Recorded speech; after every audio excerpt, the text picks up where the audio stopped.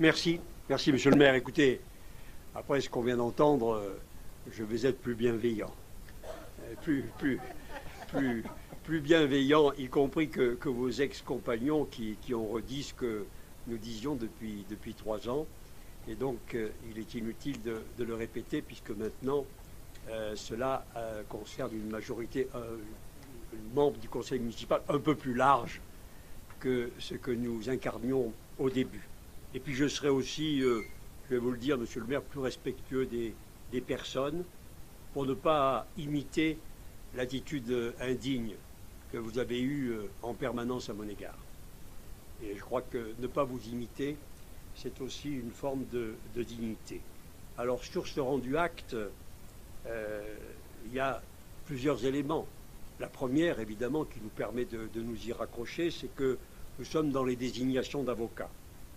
Et donc, effectivement, comme il a été dit, il faudra que le conseil municipal sache quel a été le coût des procédures dans cette affaire de la fête des Tuiles et de votre condamnation pour favoritisme.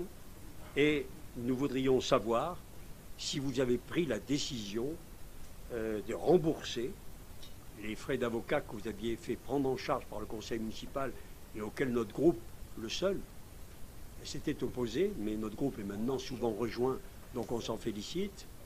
Et donc savoir si vous allez le rembourser ou si vous attendez d'être condamné pour le faire. Et j'espère que vous ferez simplement l'honneur au conseil municipal de répondre à ces questions extrêmement précises. Elles sont sous votre main, vous pouvez y répondre. Et puis, il a été fait allusion, plus qu'allusion, il en a été fait état avec beaucoup de véhémence par vos ex-collègues. Vous n'informez pas le conseil municipal de votre décision, pour l'instant, de ne pas respecter la charte anticorps que vous avez signée et qui fait effectivement obligation de démissionner en cas de condamnation qui met en cause la probité, ce qui est le cas du favoritisme dans le code pénal.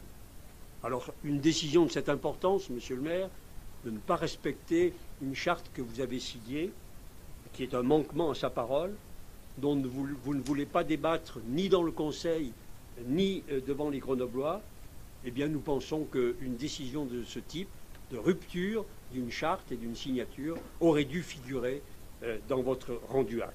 Pour notre part, nous vous le redisons ici, avec fermeté mais dignité, nous n'acceptons pas ce manquement à la parole donnée de la part du premier magistrat de la ville, et nous espérons toujours que votre majorité actuelle, enfin ce qui en reste, aura une réaction d'honneur et vous demandera de respecter ce à quoi elle-même, elle s'est engagée.